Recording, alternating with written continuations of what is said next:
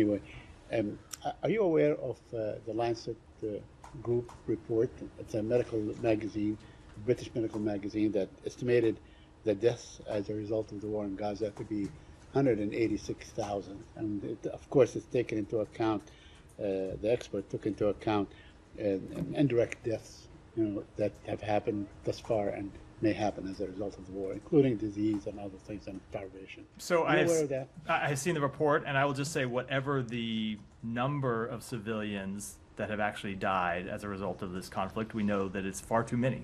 Yeah. And far too many civilians have been needlessly killed as a result of this conflict. And that is why we are working so hard, including negotiations that are going on this week, to try to reach a ceasefire that would alleviate the suffering in Gaza, that would bring home the hostages that continue to be held, and ultimately put us on a path to hopefully ending the war.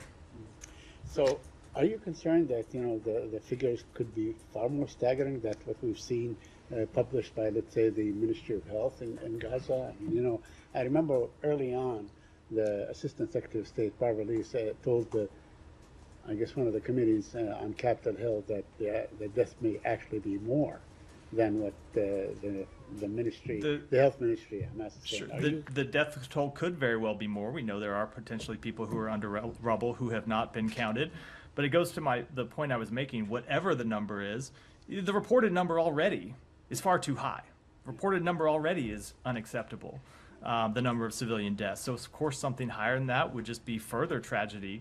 But we long ago passed the stage where this has been a horrific human tragedy for some time. Go ahead with another question. Yeah. Absolutely not. I'm not even going to entertain that. I'm not even going to entertain that. Saeed, go ahead with another question. Thank you. It's ridiculous. I wanted to ask you about the status of the talks. I know yesterday you said, and Kirby at the White House, your colleague at the White House, said that that you are a bit optimistic, although there are gaps. Are we any closer today? Do you have any assessment as where we are today, and so on? And of course, Hamas is saying that the latest Israeli attack actually may jeopardize ceasefire talks. As I said yesterday, neither want to negotiate in public, nor do I kind of want to offer ongoing daily assessments of where the talks stand. As we said last week, when we got the proposal back from Hamas, we saw room for progress and room for hope that we could reach a ceasefire, and we continue to work hard to pursue a ceasefire because of, as I said, the immense ongoing suffering in Gaza that we want to alleviate, which we know a ceasefire is the best path to accomplishing. And my last question now, the Israeli Prime Minister is expected to come to the city in 2 weeks and so on. Is it your assessment that he actually would come and speak before Congress if a deal has not been arrived to? What is your assessment of his visit, and will he, let's say, be received at the State Department? I don't have any independent assessment to offer of whether he'll come or not. All I can tell you is Congress has invited him and he has accepted the invitation. I have no reason to think that he won't come. As to any meetings with the executive branch, I don't have anything to announce today. Yeah, sure, go ahead.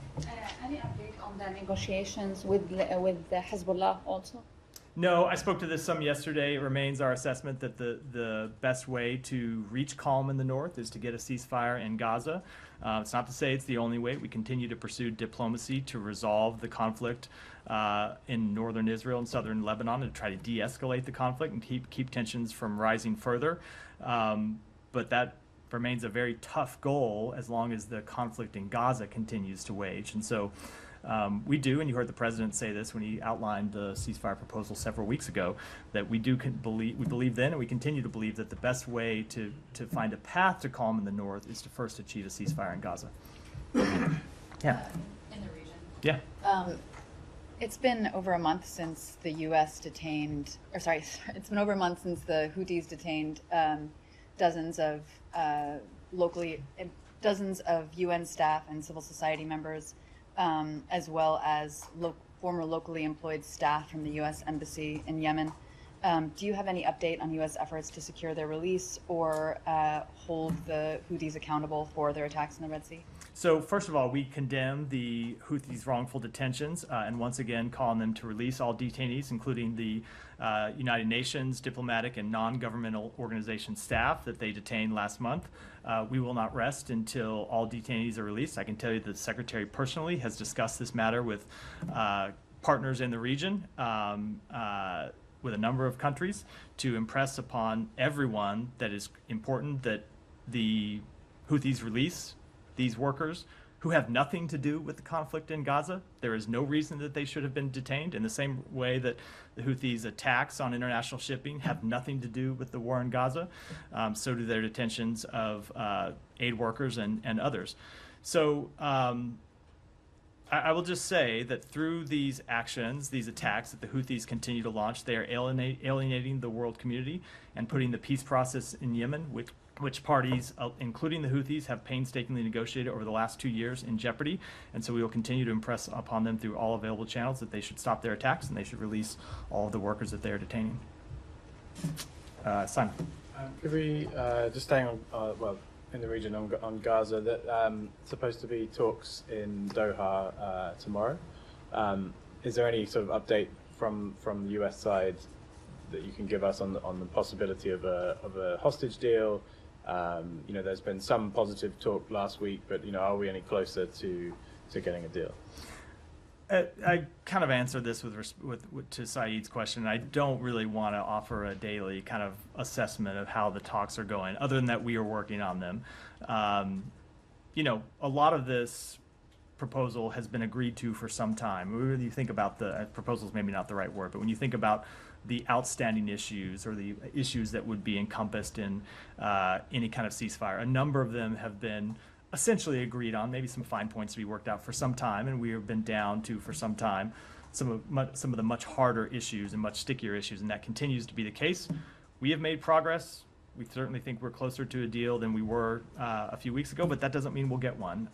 You've heard the Secretary say before that oftentimes in these types of negotiations, the issues that are saved for the end are the hardest ones, and so even when a deal seems within reach, it doesn't mean you're going to get one. All we can do is continue to make clear that this deal is in the interests of Israel. It's in the interests of the Palestinian people in Gaza. It would alleviate the suffering of the Palestinian people in Gaza, so we hope we're able to come to an agreement as soon as possible. And we've seen, there's been some reporting that Arab foreign ministers have been invited to the NATO summit. I think there's an Israeli delegation here. Is there anything you can say about who's here, whether the Secretary will meet with them, and also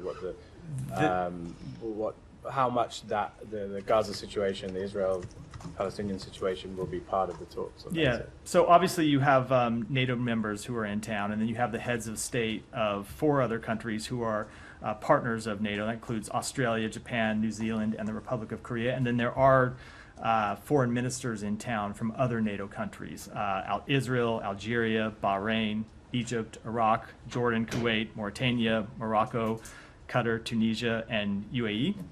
Actually did happen to have the list right here. And yes, the Secretary and other members of the government will be meeting with them when they are in town. And yes, I would certainly expect, to your question about the topics, I would certainly expect that the conflict in Gaza will be something that's discussed.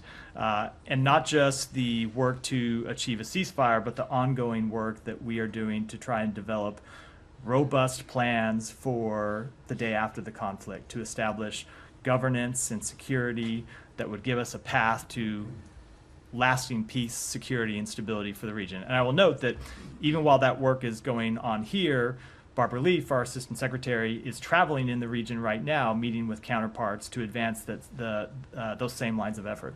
So is there a meeting involving Secretary Blinken and those Middle Eastern foreign ministers, including the Israelis? Is that they're all in one meeting that's going to be discussing that? I'm not aware of any such meeting. We have several bilats and different meetings, but I'm not aware of one meeting with those foreign partners just focused on Gaza. It may be that there's something as part of the overall summit that they're involved, but I'm not aware of it. Sorry, just to clarify on that, Yeah. When you mentioned a list of non-NATO countries, I think you did say the Secretary would be meeting them, but just to clarify.